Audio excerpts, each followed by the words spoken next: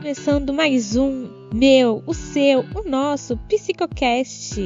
Bem-vindo ao Psicocast Ideias. Eu sou Kênia Rodrigues e no episódio de hoje vamos falar sobre o pensamento decolonial. Primeiramente, vamos falar sobre o que é esse pensamento decolonial. Então, eu passo a palavra para a minha colega Vitória, que vai nos explicar mais sobre o assunto. Olá a todos e todas, obrigada Kênia pela apresentação empolgante.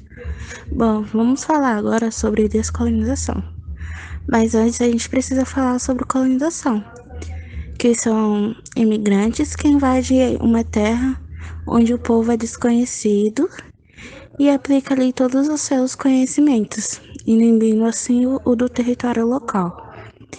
Então, a descolonização é nada menos que mais um avanço da nossa amada ONU, com o processo de independência dos povoados colonizados, trazendo de volta a liberdade cultural, educacional, religiosa e assim por diante. Logo, pode um analista não branco pegar essa demanda? Pois até mesmo Freud, em seu famoso ensaio Freud e os não-europeus, dá a exata dimensão de deslocamento da nova agência e da demanda. O eurocentrismo causou e causa muitos fenômenos negativos. Foi um prazer estar falando com vocês sobre essa grande pauta que está sendo debatida nos dias atuais, mas que vem de muito tempo.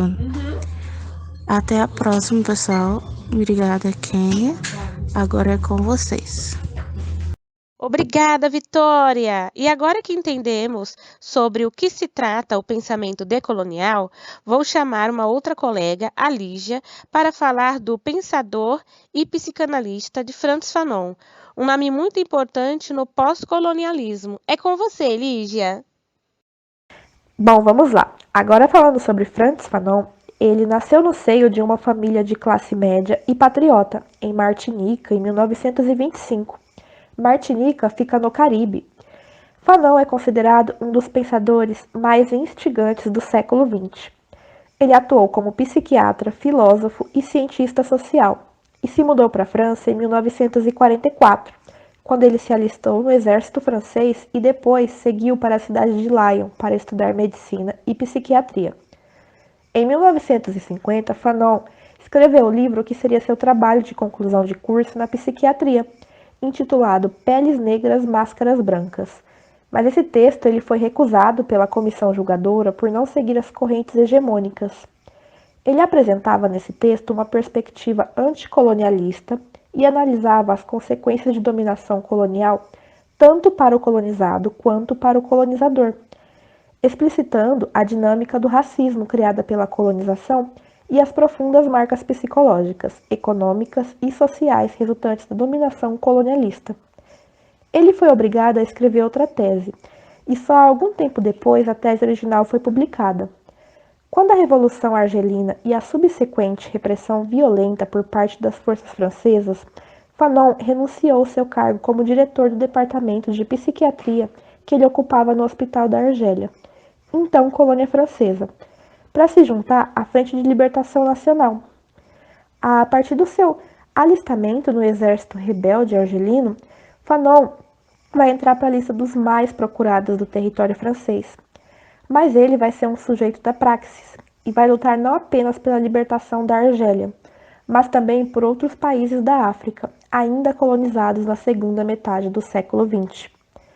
Em 1960, Fanon foi diagnosticado com leucemia e escreveu nos seus últimos meses de vida uma última obra de grande importância, chamada Os Condenados da Terra. Frantz Fanon é, sem dúvida, uma das maiores referências intelectuais e políticas na crítica do colonialismo e capitalismo, deixando uma vasta e rica obra. Obrigada, Lígia! E com essa explicação, é muito mais fácil ter a dimensão sobre a importância do Fanon. Outra pensadora importantíssima para o movimento decolonial é a Lélia Gonzalez. A Lélia Gonzalez foi a pioneira de muitos movimentos negros sociais pelo Brasil. Lélia foi intelectual, autora, política, professora, filósofa e antropóloga brasileira, mas acima de tudo, Lélia foi militante e antes disso era feminista.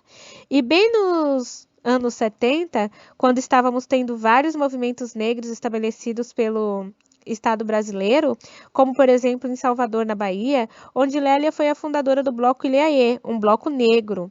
E ela também foi fundadora de várias outras culturas negras pelo Brasil. E até nos dias de hoje, o feminismo e a cultura da mulher negra latino-americana está em pauta no nosso país. Lélia foi realmente importantíssima para a psicanálise e para o momento de pós-colônia no Brasil. Ainda existem dois pensadores de extrema importância para o movimento decolonial. Quem vai falar um pouco mais sobre eles é a Suzana, que vai falar sobre a Virgínia Bicudo, e a Elizabeth, que vai falar sobre Guerreiro Ramos. É com vocês, meninas! Obrigado, Kênia. Virgínia Leone Bicudo, figura ímpar, intelectual, com uma trajetória imensa. Virgínia nasceu na capital paulista em 1910, filha de imigrante italiana Giovanna Leone e do descendente de escravo Teófilo Bicudo. Virgínia estudou na Escola Normal Caetano de Campos. Possuía diploma de curso superior, provinda de uma camada social inferior. Como socióloga, Virgínia constatou que a discriminação racial no Brasil não só estava presente nas relações sociais, como adquira um caráter específico, configurava um preconceito que minimizava o confronto direto que impedia o desenvolvimento da consciência sobre a discriminação. Podemos destacar que Virgínia foi a primeira psicanalista sem formação médica no Brasil. Difusora da psicanálise, Virgínia trabalhou de diversas maneiras para a difusão da psicanálise no Brasil. Agora, passo a palavra para a colega Elizabeth, que irá dar continuidade ao nosso tema. Bem, junto com Virgínia Bicudo, falaremos agora de mais um ícone da descolonização no Brasil, Alberto Guerreiro Ramos. Ele nasceu em 13 de nove de 1915, em Santo Amaro, na Bahia, e ele faleceu em 6 de 4 de 1982, em Los Angeles, na Califórnia, quando ele tinha 66 anos. Um sociólogo e político, negro, uma figura de grande relevo da ciência social no Brasil. Suas ideias influenciaram intelectuais e pensadores de todo o mundo, na sociologia e na política. Conviveu num contexto acadêmico em que os estudos sobre os negros brasileiros, como ele definiu, já estavam totalmente consolidados e eram realizados quase que exclusivamente por pesquisadores brancos. Trazendo a descolonização para os nossos dias atuais, a gente vai enfocar um pouquinho na perspectiva Foucaultiana sobre a questão do negro no Brasil. Fala-se sobre o saber como construção e reformulação social, tendo em vista a existência da desigualdade de raças. Então Foucault nos fala que o dispositivo do saber ele é utilizado com equivalência em relação ao poder. Quem tem acesso e quem transita pelos lugares de saber estabelece relações de domínio com aqueles que possuem sua ascendência ao saber barrada em sua trajetória.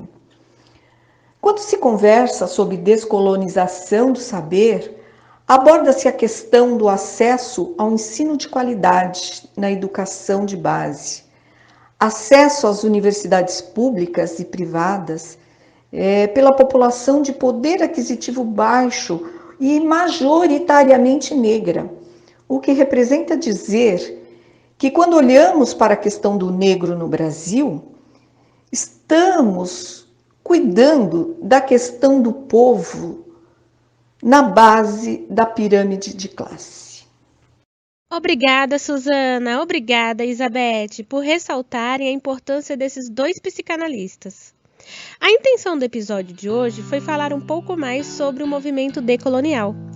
Nós somos o Psicocast Ideias e por hoje é só. Obrigado pela audiência e até a próxima!